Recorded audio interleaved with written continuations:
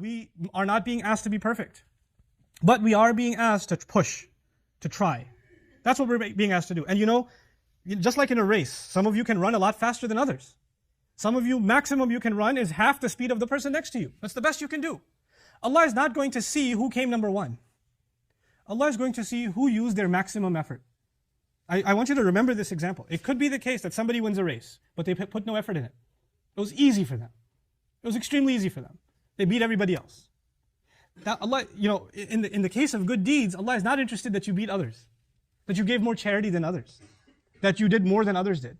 He's not interested. He's interested in seeing what were you capable of, what potential did you have, and did you exhaust your potential or not? And that's a question that's different from one person to the next, and this is why Allah says, your burden, nobody else can carry.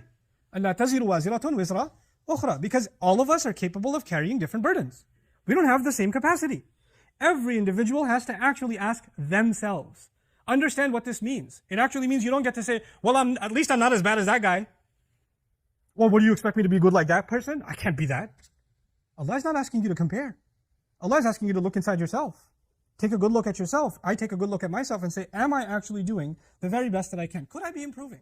Or am I comfortable doing that little bit and then I slow down, أَعْتَى قَلِيلًا فَأَكْدَى. Is that my case? So when he says, أَلَّا تَزِرُ وَازِرَةٌ وِزْرَ أُخْرَى وَأَن لَيْسَ لِلْإِنسَانِ إِلَّا مَا سَعَى. Such profound words. Human being will have nothing benefiting them.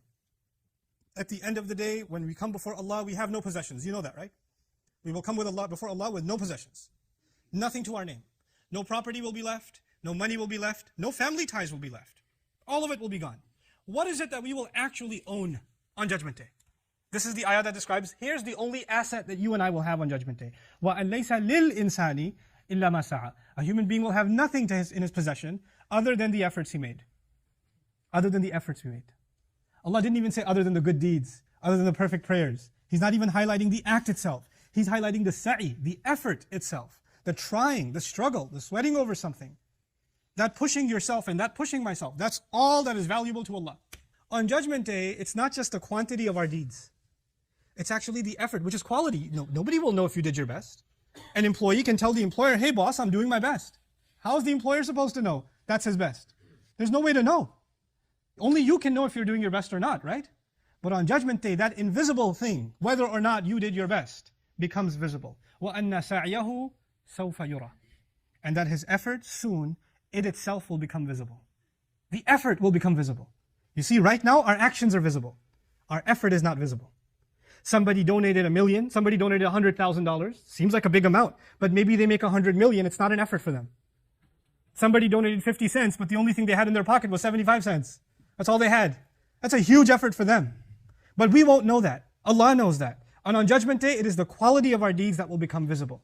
Allah is therefore highlighting, what is our deen asking from us? It's asking a really serious, conscious question to ourselves. What level of effort am I willing to make? What kind of uncomfortable position am I willing to put myself in? You know, Allah is not asking a lot of us. But even the minimum that He asks of us sometimes becomes a lot for people.